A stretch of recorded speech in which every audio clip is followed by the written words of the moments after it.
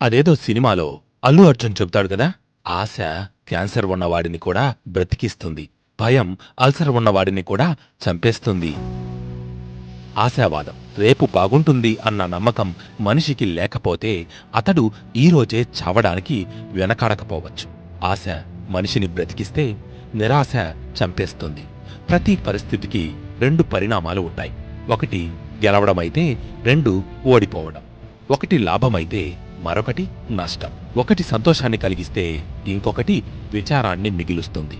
ఫలితం మన చేతుల్లో లేదు కదా అని ఏ ప్రయత్నమో చెయ్యకుండా ఆగిపోయేవాళ్లు కొందరు, ప్రయత్నించి ఓడిపోయేవాళ్లు మరికొందరు.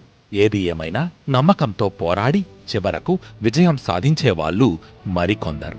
ఇక్కడ శక్తి, సామర్థ్యం, తెలివితేటలు ముఖ్యం కాదు. తమపై తమకు నమ్మకం, చేసే పని సఫలమవుతుంది అన్న ఆశే ముఖ్యం. 1995లో అమెరికాలోని ప్రముఖ వైద్య సంస్థ అయిన మయో క్లినిక్ నిర్వహించిన ఒక సర్వేలో ఆసక్తికర విషయమొకటి బయటపడింది. ఆసుపత్రిలో వివిధ జబ్బులకి చికిత్స తీసుకుంటున్న వారిని కలిసి ఆశావాదం, నిరాశావాదానికి సంబంధించిన కొన్ని ప్రశ్నలు వేసి సమాధానాలు రాబట్టారు.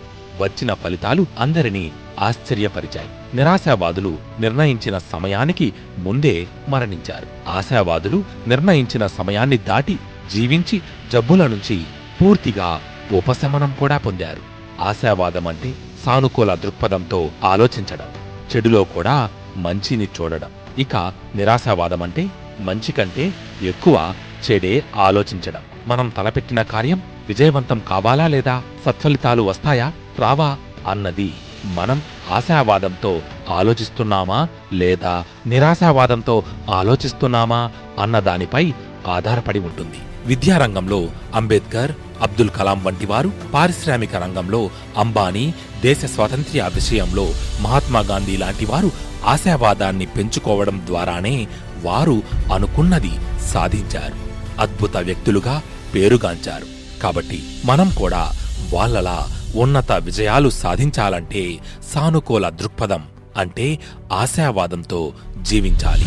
అదేదో సినిమాలో అల్లు అర్జున్ చెబుతాడు కదా, అదే ఆశ క్యాన్సర్ ఉన్నవాడిని కూడా బ్రతికిస్తుంది, భయం అల్సర్ ఉన్నవాడిని కూడా చంపేస్తుంది. ఇది సినిమా డైలాగే అయినా తీసి పారేయలేని జీవిత సత్యం.